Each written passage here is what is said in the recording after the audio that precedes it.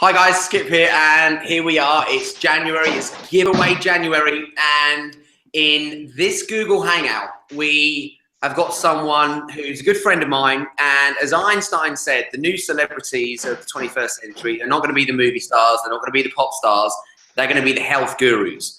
And I've known this guy for many years, and he really puts into practice things that are in alignment with the planet, with how the human mind, body, and spirit are connected and how they can work well together, and how we can actually reduce stress in our lives by stopping eating stress. And I'm talking about a good friend of mine who owns the Wild Food Cafe in central London. So please welcome a good friend of mine, Joel.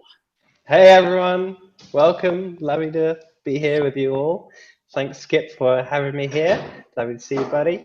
Absolute pleasure. And guys, we're lucky to get Joel on. This is done. You know, he's a busy man like me, and he squeezed this in. We've literally got about 30 minutes to extract as much wisdom out of this little angel as we can. So the first thing is, most people know you for your amazing cafe restaurant that you have in central London, in Neal's Yard. So please tell us, first of all, why you started Wild Food Cafe. So we understand, you know, what's your why? Why did you do this? Why have you dedicated your life to really serving people good food? Well, one, it's a joy, because we might as well do what we love. So it's paying back, if nothing more than that. It's being able to honor and appreciate this magnificent planet we live on, and the gift of life, which, when we get to its authentic source and purity, is perfect. It's just a question of appreciating it to that degree. So that's something along the lines of why Wild Food Cafe has started across all different dimensions, from understanding the perfect blueprint and archetype of what food is on planet Earth, to what hospitality is. You know, the spirit in which food is eaten, how food is eaten. It's not just what we eat, it's how we eat it. I'm so sorry to interrupt, but I'm so glad you said that, because most people have this gimmick where they say you are what you eat. And I have come across people who eat really healthy and they do not look like a picture of health. So you're talking about the whole ambience around food, around nutrition. And this is one of the things where I want you guys to really tune in to Joel here, because he has this incredible spirit. And as he starts to speak, you know, you'll hear poetry coming out of his mouth, and it's just because he has passion for this stuff. So please, I'm sorry to interrupt. I just wanted to emphasize what you were saying, because it's such a big point. We could have healthy food and eat it in the wrong way. And I know this is why you do your courses and all the other events, which we'll get into in a bit, but please keep telling us why you're doing this as well, because this is great. Yeah, so exactly. It's like you said, because I've seen through many years of my own experience, and through experiencing it myself and seeing many thousands of people do it in various ways, that it's the state that we're in when we eat. I'm sure you, Skip, yourself, have seen many people performing with great vitality and athleticism, eating a junk food diet, but they're generally happy people because they very much appreciate what they're eating. They haven't got into the level of depth of understanding what they're eating, but they're happy and appreciative people, and they can get their body to perform, at least for a certain amount of time, really well, because they're eating in a happy way, in an appreciative way. And those are the people that get very neurotic about health food and organic food, that because they might be in a less positive vibration, or less appreciative, and eating too much with the intellect rather than with joy, the food doesn't build their health. So it's like how to appreciate the best of both worlds, where we're eating in a really high vibe state. We're very conscious and aware of our bodies, of the gift of life, of everything that's connected to the food we're eating, of all the relationships going on, our relationship between left and right hemispheres of the brain, the heart and the mind, the body, the mind and the soul, the people that we're eating with, the relationships, you know, the people who are providing hospitality for us, where the food is grown, all the connections, which, when we take the time to appreciate them and acknowledge them, we realize they're infinite, and it wakes us up to, wow, a very big picture of reality. Basically plugs us into the infinite. And it really does. I mean, you know, some people who might be thinking, hang on a minute, you know, who is this guy, you know, talking about, you know, the state you're in when you're eating the food and giving grace for all this. in every religion, and it doesn't matter whether we're religious or not, back in the day, they all used to bless their food. And we do this at our events as well, where we don't eat anything until we blessed it. And with, you know, great people like, you know, Dr. Emoto, where he talks about the messages in water, and by putting an intention in it, they can actually show how they change the whole molecular structure of that water. I believe, and I know you do as well, that we can do the same to food. So what would be like a giveaway that somebody who is maybe a bit curious or a bit, I don't know if this works, how do I do this? So how can someone get into the state of being before they eat their food? Okay, let's answer that. I was gonna, as you were asking the question, all different perspectives came. So one way, obviously, we could be a scientist in a lab with a microscope trying to analyze this more scientifically, but we don't need to be in a white coat. The fact is that we are the scientist, and our life and our body and our reality and the feedback we get from existence, whether it's good digestion or indigestion, is a very good science and feedback, and it's actually the perfect bridge between subjective and objective, and it's direct and it's real and it's authentic. So, you know, we could practice eating in a very unpresent, grumpy state of mind, watching some depressing news on TV, gossiping and complaining about everyone and everything in our lives, trying to eat some food that we're not appreciating, that hasn't had a lot of love put into it or awareness, and see how our digestion is, and use your own body as a feedback or as a barometer, and then do the opposite version, where we really take the time to give thanks for just having a body and having a human experience, giving thanks that we have free air and free sunrises and sunsets every day, and that if we actually take the time to learn about nature, we could eat free food and not even have to pay for food. We could grow our own food, we can forage, and that happens to be the most potent food on the planet, potent in both deliciousness and potent in terms of nutritiousness. But just taking the time to give thanks for our blessings, it just wakes us up and gives us a state of realization, and that's extremely vitalizing. So And doing the own experiment. Go on.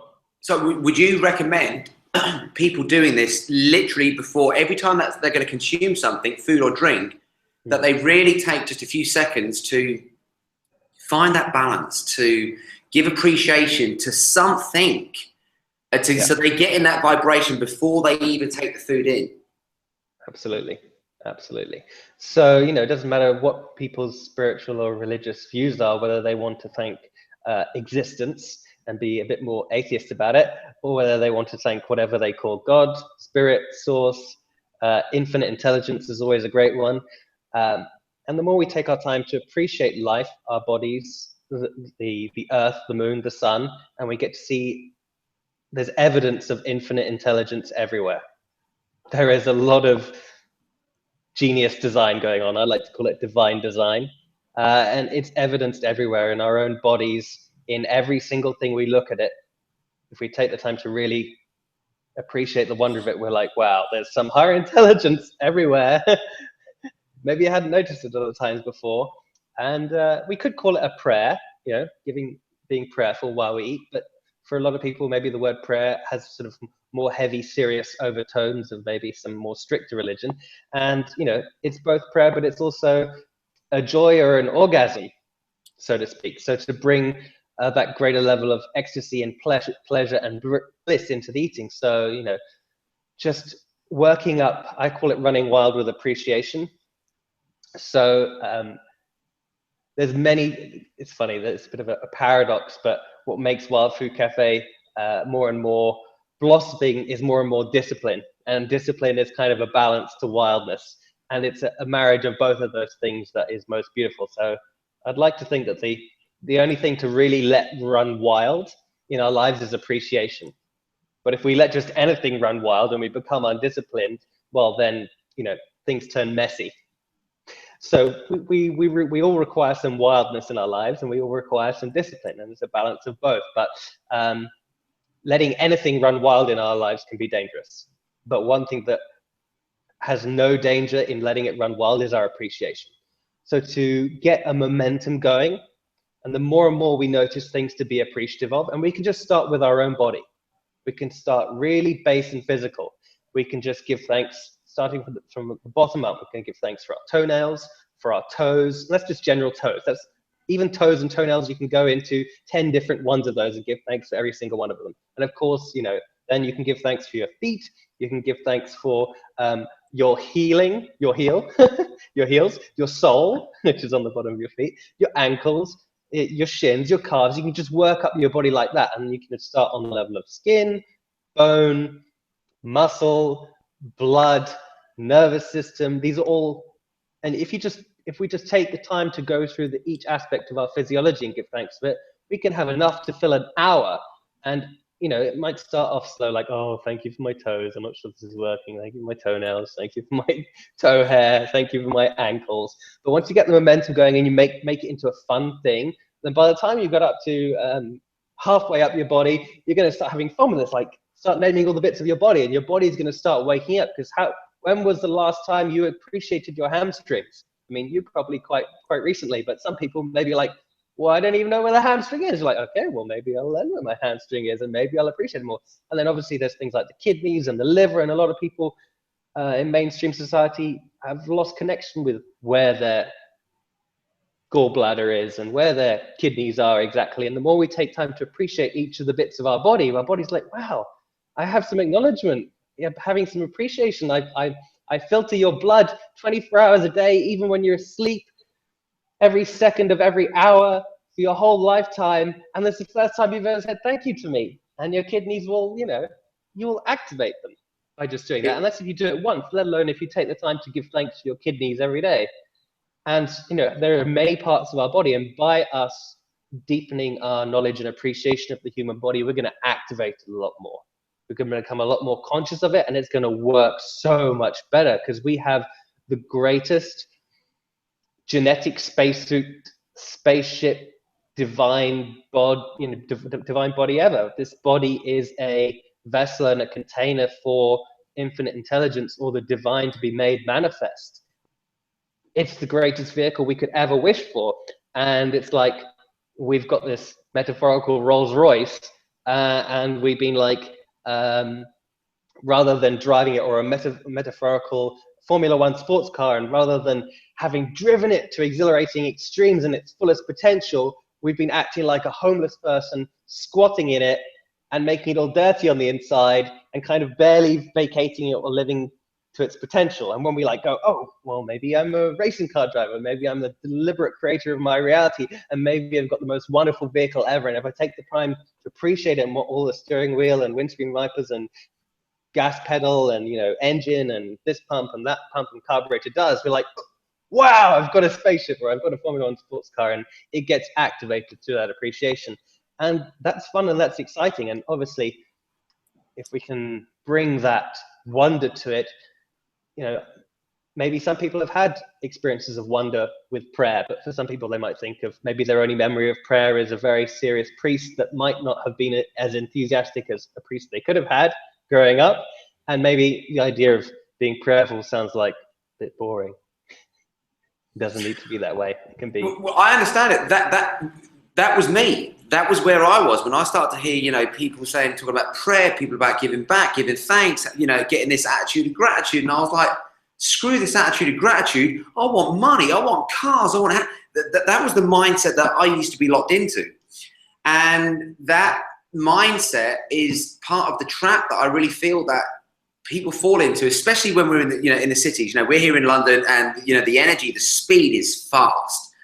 And what I've noticed that by adopting these rituals into my life and you know, being trained as a champion, one of the things that you get given is discipline. You know, you can't become a champion without having the discipline. And you talked about the balance of discipline, but also allowing instinct to play a big role and allow, you know, things to just happen naturally. But there has to be a certain set of rules that we learn to live by. Like, you know, we wouldn't forget to put our clothes on as we left the house. You had discipline to get your clothes on. And I found that the things that you're talking about, when you practice them again and again and again, I say to people, look, you know, what Joel's saying now, practice it. Just practice it for a few weeks and just then gauge it for yourself, because what you're talking about is reactivating the human system. And when that system becomes activated, and we're talking about, you know, mind, body, and the non-physical part of what we are, another type of life force can work through us in something that isn't going to break down, in something that you really start to appreciate, then suddenly you've learned, or you've got appreciation encoded in part of your DNA and who you are. And then you start to appreciate other things. I mean, it's amazing how the things that I personally appreciate now, and if someone would have said to me 3 years ago, you're going to have this feeling waft over you of appreciation when you see a certain plant. And I would have said, I'm just not into plants. That's never going to happen in a million years. And it happens instinctively now and naturally now.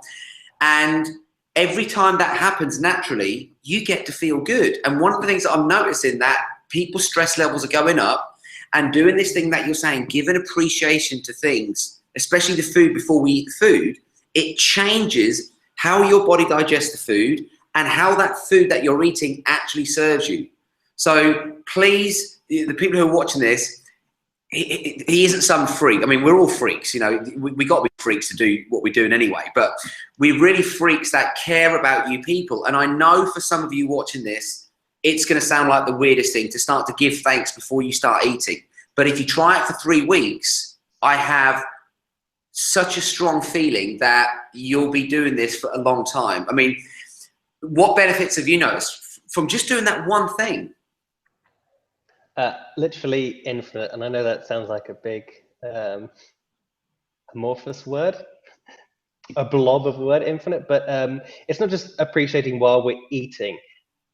Like, we focus ourselves, we focus the full spectrum of our consciousness into the present moment of however we're being and whatever we're doing and whoever we're doing it with through appreciation.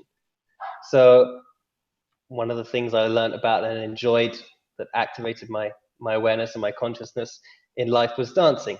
And I loved the famous therapeutic dance teacher called Gabrielle Roth.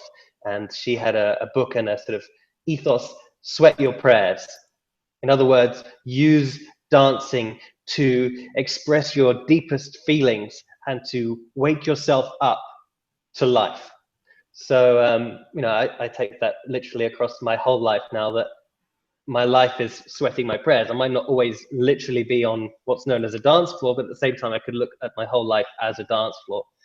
So no matter what I'm doing, I like to feel like I'm in integrity with it, like I'm in alignment with it, in harmonic resonance with what I'm doing. So whether I'm eating food or whether I'm having this conversation with you or whether I'm walking down the street, I'm running this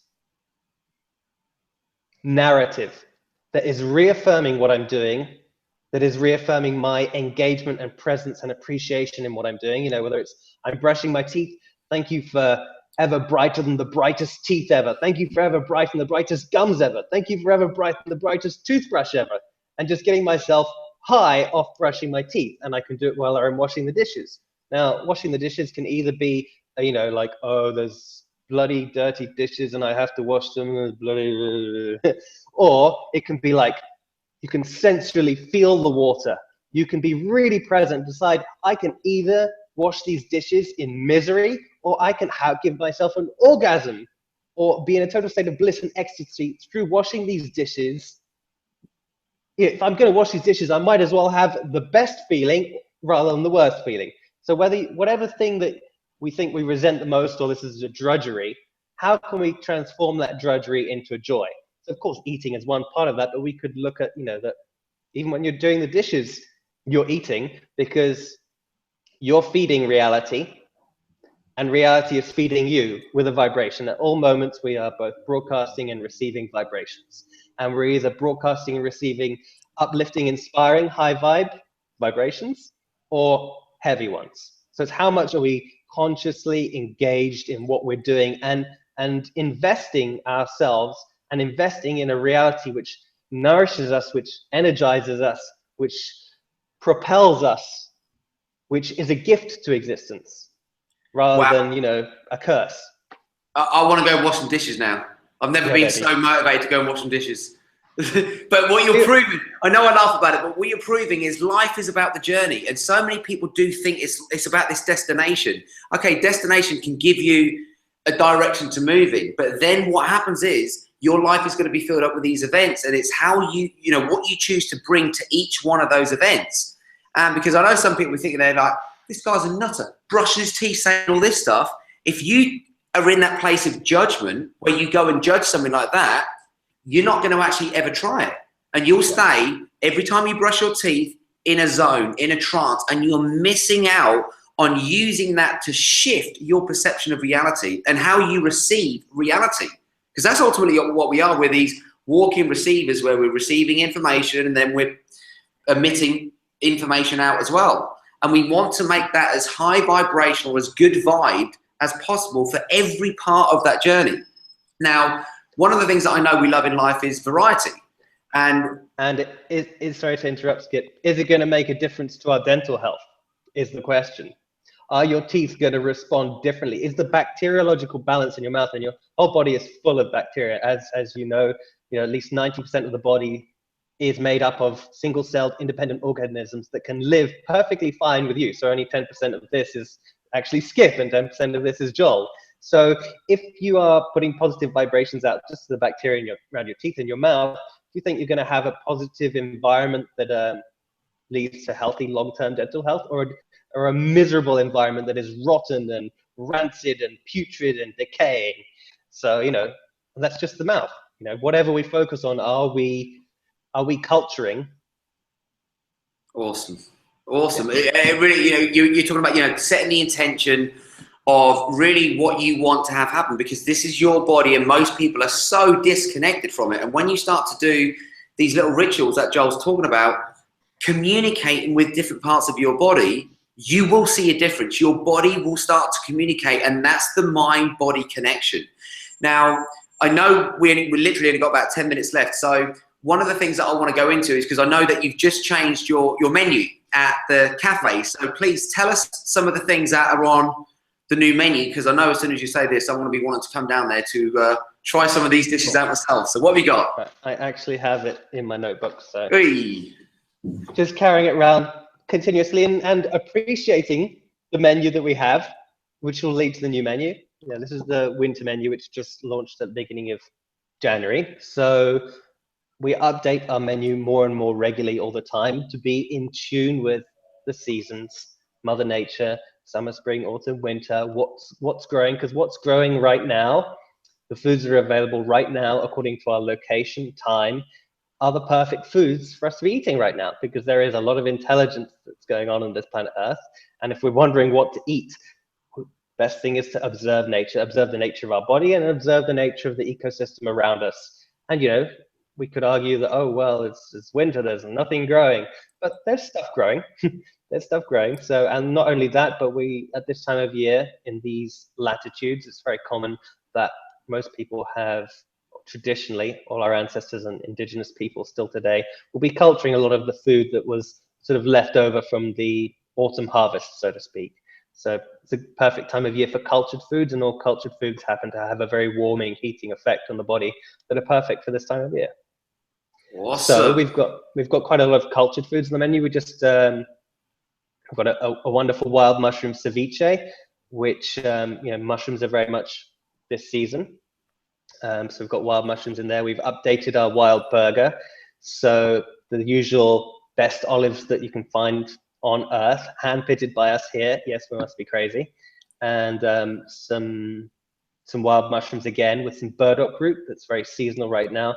Wonderful winter vegetable, extremely powerful. Burdock root, if we could compare it to what people normally eat, not many people eat burdock root, but it's like the superfood version of a carrot. It's the natural version of a carrot. A carrot is, been quite tampered with by humanity and exists because of kind of hybridization of vegetables. But burdock root is like going back to the source of what a carrot can be, and is a lot more nutritious and a lot more potent. So we put that in our wild burger for the winter. Apart from that, we've put a new burrito on, which is called the Open Your Mind burrito, which just encouraging people to have a different perspective. Some people might not think that our burger is a burger if they're comparing it to a McDonald's burger, but actually they might think it looks a little bit different when they first see it. But I've not ever actually seen anyone leave our wild burger less than extremely satisfied. In fact, the amount of omnivores that we have in the cafe that have said, wow, this is the best burger I've ever had, and they're omnivores. This is not just vegetarians. So, you know, we're not here to make a good veggie burger. We're here to make the best burger ever. And that's possible with, you know, doing it based on plants. You know, anything that a cow has eaten to make it into a good burger, so to speak, it's eaten vegetation. So it's just going back to the source, but knowing that, you know, most veggie burgers are pretty unsatisfying because you can't replace the texture and the type of nutrition that's in animal product, beef, by just corn and soy and bean. You know, most veggie burgers are pretty unsatisfying for most omnivores. However, we really know how to make a plant meaty burger by putting the most nourishing things that are in there. And there's nourishing aspects of meat. There's a lot of mineral density in there, and there's a lot of certain types of good fats and textures that are just not going to be replicated by corn or potato or mashed up beans. So we've really got the perfect foods in there, which I mentioned a couple of them: the olives, the wild mushrooms. We also have dulse in there, which is a wonderful red seaweed. And we've got a new version of our curry on the menu. Again, very warming winter dish. A lot of the raw spices in there. Traditionally, we do the curry, which is a good section of it is raw, but we also put a little bit of cooked with it because we like to encourage people to eat the very best from the cooked world. We tend to have a few more cooked items on the menu in winter and almost none in summer, because that goes in time and harmony with stuff. And we pick the very best, most natural, most healing, most mineral rich cooked foods on there. So we tend to use things like amaranth and quinoa. So our curries serve with a sort of a mix of wild rice and amaranth, I think it is currently. So which are two of the most potent grains. In fact, we can't even call them grains because a lot of people have problems with grains. And those two foods are beyond the problems of grains, you could say, because they're very close to their original source and they're really good for the ecosystem, both the external and the inner ecosystem. And we've got a new salad on the menu that's like a super coleslaw. Very warming for this time of year. Dude, I'm starving already. The way you're talking, my stomach is just like, come on, give me some of that nutrition. Give me some of that good food. Yeah. And the most important thing is that it's tasty. You know, it could be the most nutritious food on the planet, but if it's not the tastiest food on the planet, no one's going to enjoy it. And if they're not enjoying it, then they're not going to get that vibration and sustenance from the food. That's the other important thing, getting back to our original point, that let's make the most delicious food ever. Let's not get caught up on the neuroticism about whether it's organic or vegan or whatever. That stuff is important, but let's just keep making tasty food for each other. The world would turn a lot more plant-based if every vegan just went around making the most delicious food and shut up about the fact that it's vegan and stop shoving dogma down everyone's throats and making them feel guilty and miserable. Just give people delicious food and serve it with love and happiness, and it will convert everyone effortlessly, and you won't even be thinking about converting anyone because you'll just be giving joyful, the most delicious food ever, and presenting that offering to the world. People, you know, they'll find out in their own time, in their own way, that it happens to be all plants or whatever. But why waste our vibration on spreading heavier stuff than that? Like, let the tastiness speak for itself. So that's what we're about here. You know, we're not into serving healthy food that's a bit like suspicious. Oh, this is healthy food. We're totally up for the paradox that the healthiest food in the world can be the most delicious, rather than like, if it's healthy, it doesn't taste good, or if it's really tasty, it must be bad for you. I love it. I mean, I've been to your restaurant, you know, so many times, and I'll mirror exactly what Joel is saying. You know, him and his team, they've really got this knack of every plate that I've had at your restaurant, you eat it and you're just like, wow, this is amazing. And you know it's the healthiest, you know, you've got it from the healthiest place, you know, you've really got it from a good source. And you're adding humanity with nature and providing people that experience in a way where they get to enjoy it. And that's one of the things that I really love about your cafe. All the food tastes good. So I know, you know, you've taken it another level beyond there as well, where, you know, people come in your restaurant, or your cafe, they have a good experience. But one of the reasons why I wanted to bring you on this hangout is because I know you do courses as well. And as people have heard you speak, it's like poetry coming out. It really is. You know, you've got this beautiful connection with yourself, with nature, and with this universe that we're participants in, and all is connected all the time. And as Joel said that, and I really believe this too, there is this incredible intelligence that is surrounding us, it's working through us, it created us.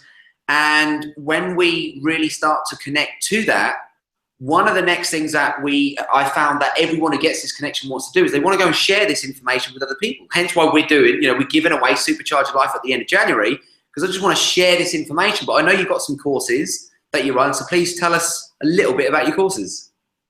Yeah, so it's a joy to do the courses. I'm almost feel more confident doing the courses than the cafe, because I've been doing a bit of both for coming on 16 years now, being involved with in the realms of specifically talking about raw food, living food, nutrition, so all the plant end based of things, and that's on top of a good few years of yogic practice and meditation study and various other things. I was always interested in the unusual as a child.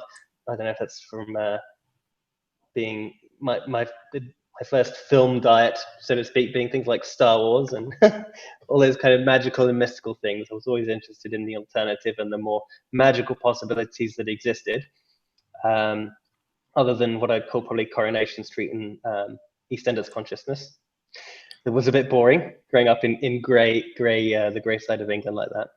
So yeah, the courses, we really want to share with people what's behind the cafe, to enable people to make their relationship with food really fun. Our core ethos or theme at Wild Food Cafe is transforming humanity's relationship with food, because the relationship can be the best relationship ever. And that's not just specifically with food, it depends on what someone's perception of food is, because it can have multiple levels of metaphor or significance. So how can we fully activate ourselves and wake ourselves up and create deliciousness and share it with the world and really get how simple it is? It's so simple. So what we teach is the architecture behind our dishes, behind what Wild Food Cafe is about. It's very simple. It's just, and that's come from my many years of studying every aspect of nature I possibly could, both outside of myself and inside of myself, and seeing, wow, there's a really common, simple pattern and theme. And if we can get in alignment with this, and we've got to learn to trust our feelings as well. On one end, we are guiding and coaching people towards being their best chef. We don't want people to rely on us or our cookbooks or our restaurant. We want to empower people to feel like they're their own best chef, because it's so natural being a chef. We're all creators. And how to transform that sort of insecurity about like, oh, I don't know how to do it, or I'm not a good chef, or, you know, when it's one of the most natural things there is.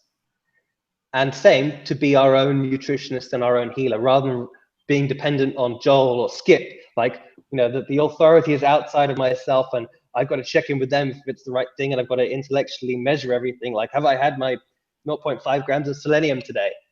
It's like, okay, rather than coming at it from an intellectual approach, learn about the 4 elements and how to balance them in your body. Learn to tune into your body, and what are the keys to listening to yourself? What are the questions to ask? What's the vibration to evoke? And there's a certain vibrations that we evoke that tune us in to the infinite intelligence within us, that help us provide the inner guidance, so that we are all free to be masters of our own reality, rather than like looking at a book all the time or relying on some outside consciousness. So how to be our own chef and how to be our own healer and our own nutritionist through awakening the body and the body-mind consciousness connection. And just make delicious food and have fun, you know, be in a whole room full of people are interested in the same stuff. It's about community.